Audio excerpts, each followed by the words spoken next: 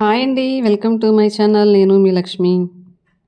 ఈ వేసవి తాపానికి మనం తట్టుకోవడానికి మంచి సింపుల్గా ఇంట్లోనే ఉండే అతి తక్కువ ఖర్చుతో ఈ రెసిపీని అయితే మీకు చేసి చూపిస్తున్నా. ఏం లేదండి, ఇది చాలా సింపుల్ అండి. కాస్త పెరుగుంటే చాలు. ఇది పూర్వకాలం పెద్దవాళ్ళు తినేవారు చెద్దన్నం అని. మన దగ్గర చెద్దన్నం ఉంటే చెద్దన్నంతో చేసుకోవచ్చు, లేదంటే అప్పటికప్పుడు చేసుకోవచ్చు. నేనైతే ఒక గ్లాసు రైస్ తీసుకుంటున్నా. దీన్ని చక్కగా నీట్గా 2 సార్లు కడిగేసుకుని, మీకు వీలుంటే కుక్కర్లోనైనా కుక్ చేసుకోవచ్చు, లేదంటే విడిగా అయినా కుక్ చేసుకోవచ్చు. నేనైతే కుక్కర్ పెట్టట్లే, మామూలుగానే ఉడికిస్తున్నాను దీన్ని. చక్కగా 2 సార్లు నీట్గా కడిగేసుకుని దీని నిండా వాటర్ అన్నది పోసుకోవాలి.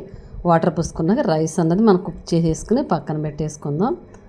ఇలా చేసుకోవడం వల్ల ఏంటంటే ఈ వేసవ తాపాన్ని తట్టుకోవడానికి మనకి ఇమ్యూనిటీ అన్నది కరెక్ట్గా సరిపోతుందన్నమాట. మన బాడీలో ఉన్న వేడంతా పోతుంది. ముందుగా అయితే రైస్ అయితే కుక్ అయిపోయింది. ఈ మాత్రం పాలు ఉండాలండి. అన్నం ఇలా పట్టుకుంటే కాస్త మెత్తగా అయిపోవాలి.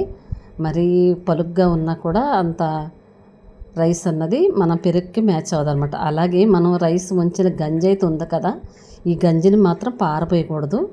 దీన్ని కూడా ఇందులో యాడ్ చేసుకోవచ్చు. నేనైతే ఇదిగోండి బౌల్లో అయితే తీసుకుంటున్నాను పాలు. మామూలుగా మనం లీటర్ల ప్రకారం చూసుకుంటే ఇది పావు లీటర్ వస్తుంది ఈ పాలు అన్నది.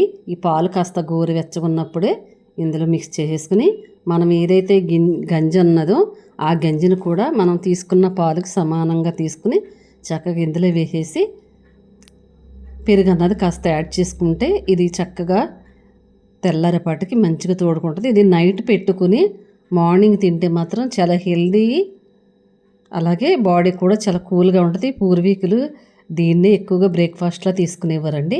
అలాగే దీంట్లోకి చక్కగా ఒక ఆనియన్స్ని 4 బద్దల్లా కట్ చేసుకుని, అలాగే 4 మిర్చిని తీసుకుని వాటికి ఘాట్లు పెట్టుకుని ఇందులో వేసేసుకుంటే మార్నింగ్ కల్లా చక్కగా నీట్గా మొత్తం తోడుకుంటుంది. మనం వేసిన ఆనియన్స్ కూడా ఇందులోకి చక్కగా ఫ్లేవర్ సెట్ అయ్యి మార్నింగ్కి ఇది బ్రేక్ఫాస్ట్ లాగా చాలా పర్ఫెక్ట్గా ఉంటుంది.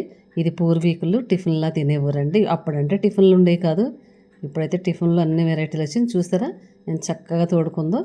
ఇప్పుడు మనం దీనికి తగినంత సాల్ట్ యాడ్ చేసుకుని మళ్ళీ ఒక్కసారి చక్కగా కలుపుకుని దీన్ని మనం బ్రేక్ఫాస్ట్లా తీసుకుంటే మాత్రం చాలా టేస్టీగా ఉంటుంది. పచ్చిమిర్చి అన్నది మీ ఇష్టం అండి, మీకు నచ్చితే తినవచ్చు, లేట్లేదు. కానీ ఆనియన్స్ మాత్రం కంపల్సరీగా తింటే మాత్రం దాని టేస్ట్ అన్నది వేరే లెవెల్ ఉంటుంది. పచ్చిమిర్చి అంటే అందరూ తినలేరు కదా, అందువల్ల మీకు నచ్చితే తినవచ్చు, లేట్లేదు. చాలా సింపుల్ అండి. మనకి చాలా తక్కువ ఖర్చుతో ఎంతో ఆరోగ్యాన్ని ఇచ్చే ఈ రెసిపీ అన్నది పూర్వీకుల కాలం నాటిది.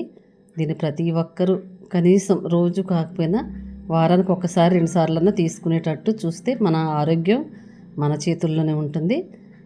అలాగే వేసవి తాపాన్ని కూడా తట్టుకోగలుగుతాం. వీడియో నచ్చితే మాత్రం ఒక లైక్ చేయండి. ఉంటాను.